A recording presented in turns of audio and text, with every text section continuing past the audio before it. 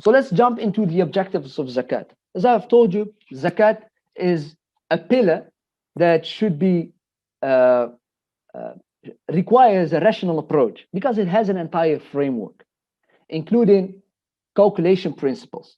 What is zakatable? What is non-zakatable?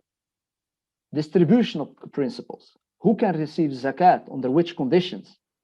But also management principles. And I just want to take a few minutes for this specific one, because there are many, many more principles that we get from our tradition.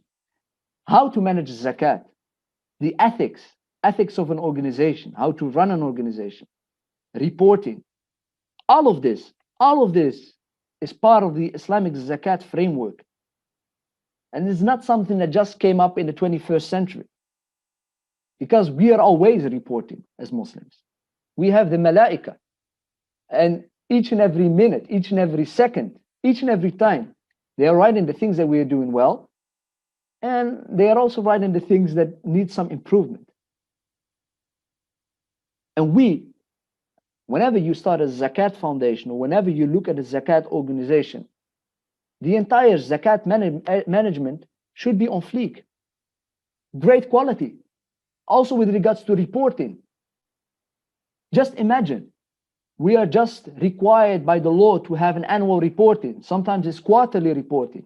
However, we as Muslims, we should be competitive, and we should search for monthly reporting or weekly reporting, because it's a chance for us. It's a chance to look at the report and to do a bit of muraqabah, to think, to think, hey, what can I improve in the coming weeks, the coming months?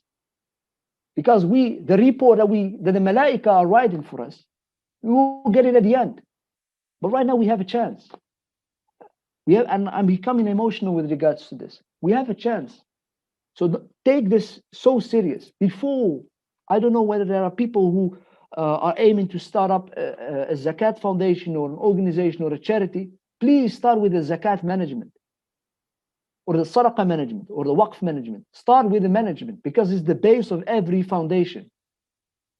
This is the base of every foundation. And all the others, they are built on top of that. So we shouldn't take reporting too lightly. We shouldn't take governance too lightly. It's extremely important. And I've told you, it's a chance for us to reflect on our reports in this dunya life before we get our report at the end. So zakat should be considered as all the other pillars by adhering to the framework, and by executing it properly, it will affect your spiritual status. And believe me, it will affect your spiritual status, like the salah does. We do salah in a certain specific way, and it affects our spiritual status.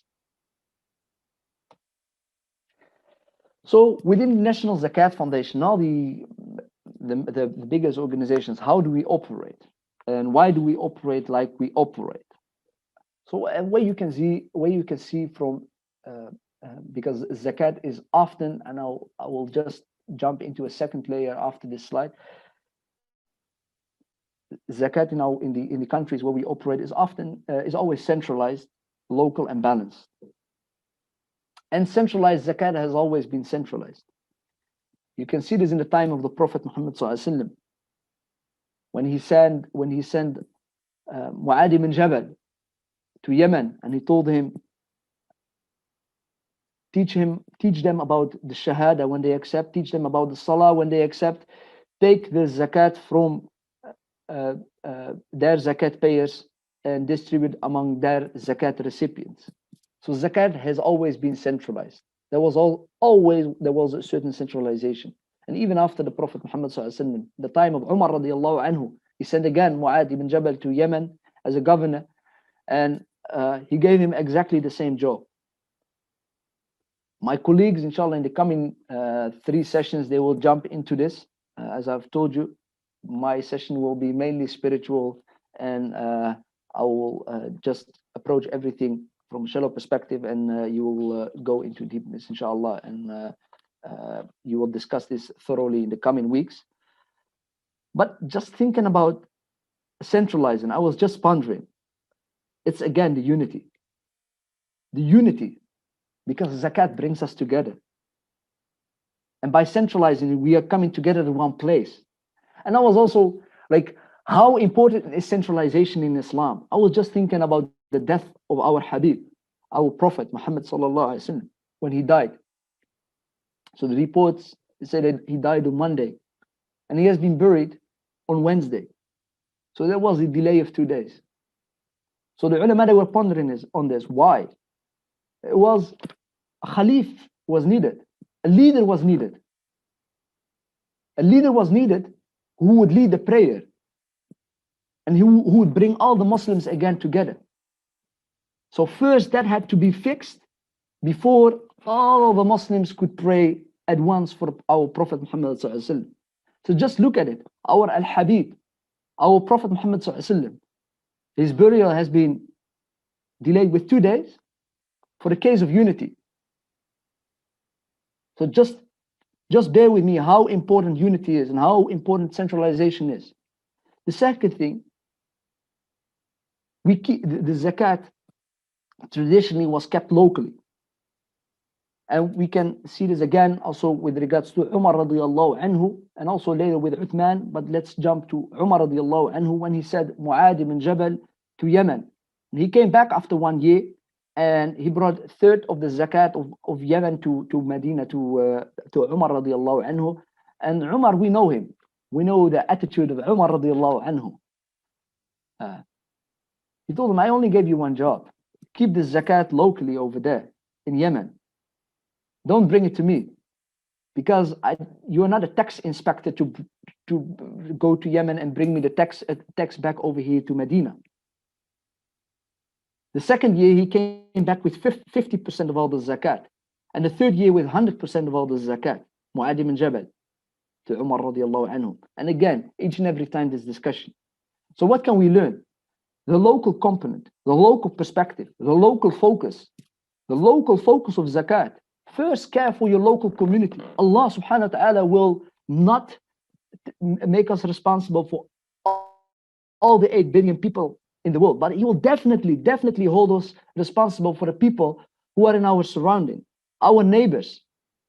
All of us, we know the hadith. You are not truly a believer if you have a filled stomach and your neighbor is hungry.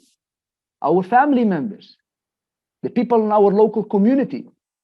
So this is again where you also can draw from the story of Umar radiallahu anhu with regards to Mu'adh bin Jabal, and also in the time of Uthman radiallahu anhu.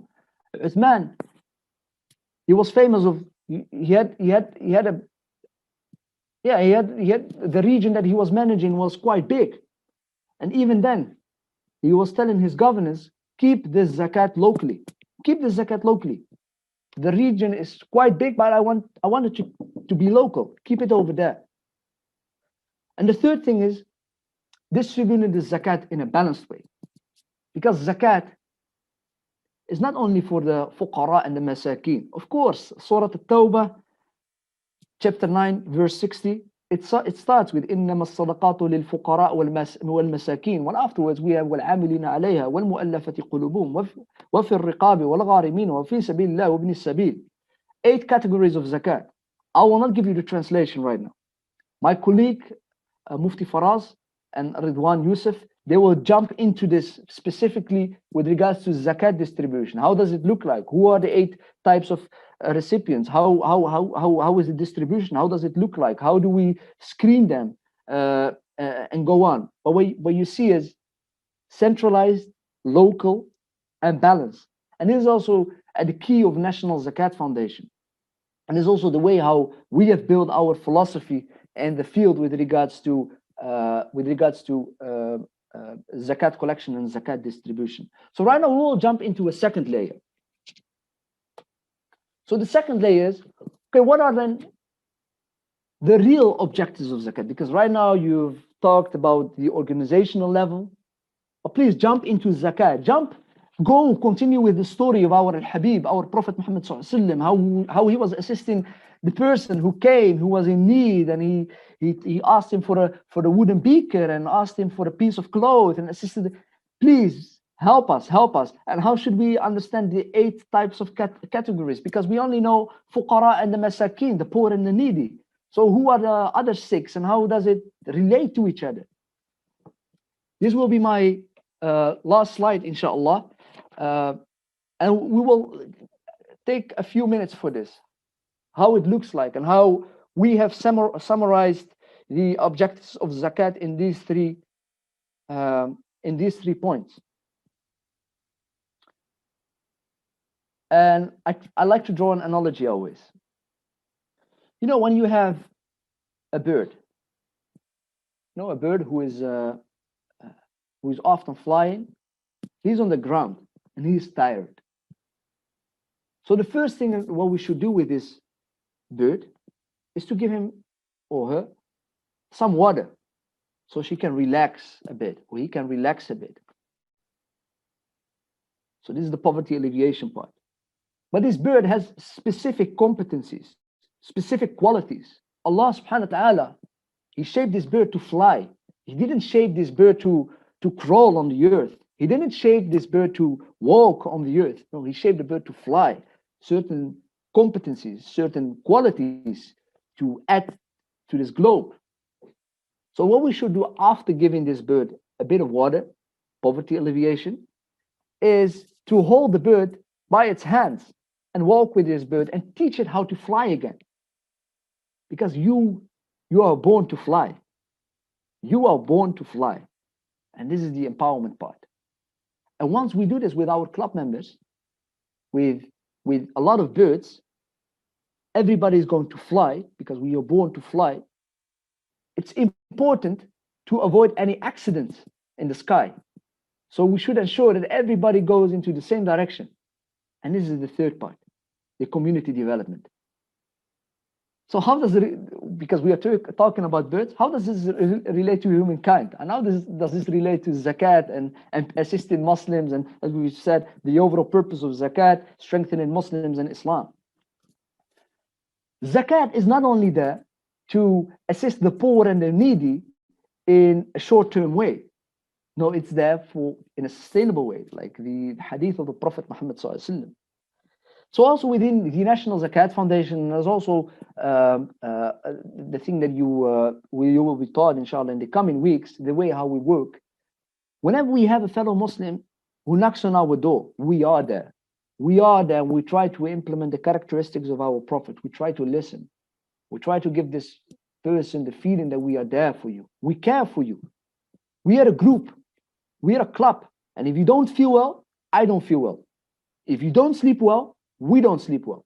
And literally, I know in the corporate business, been there, done that, you get always this philosophy, if something goes wrong, just don't care about it, go sleep, and tomorrow you will fix it again.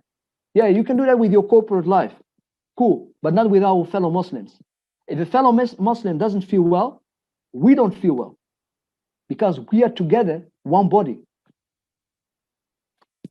So someone knocks on the door, we listen, we're the social worker, we give the psychosocial assistance, and we really alleviate the poverty.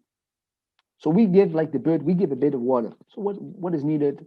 Relax, stabilize, and afterwards, we will look with you. What are the competencies that you have? What are the characteristics that you have? Because zakat is there to empower people. Because if I solely give you money for food and that's it, then you are not empowered. Next week, you will come back. After a month, you will come back. And you are not working on your potential. So by empowering this person, we do that in several ways by assisting in education, looking at the debts, looking at certain specific issues, because I mean, it's all casework is all, I mean, you're doing the work with unique people, so everything needs a unique solution. In order to really fulfill the philosophy of the zakat and the philosophy that we get from our Prophet Muhammad sallallahu alaihi wasallam, to assist people in a sustainable way. And the last one, if that is done, alhamdulillah, we should also think about community development. What we mean with community development, we're talking about our Muslim minority countries, but also Muslim majority countries. The club that we are proud of doesn't really smell well each and every time. So not everybody is really proud of being a Muslim. And even the outside world is not really looking at Islam as, subhanallah, this is a superior religion. This is a religion that I want to join. And this is the community development, the lobbying, the reputational building of Islam. And zakat is also for that, because we have wafi sabilillah, and it's this, and mu'allafati qulubuhum. It's explained in different ways. The specifics will be discussed bi'idnillah in the 4th session with Mufti Faraz and the 3rd session with Rizwan Yusuf bi'idnillah. Islamic finance learning made simple and memorable.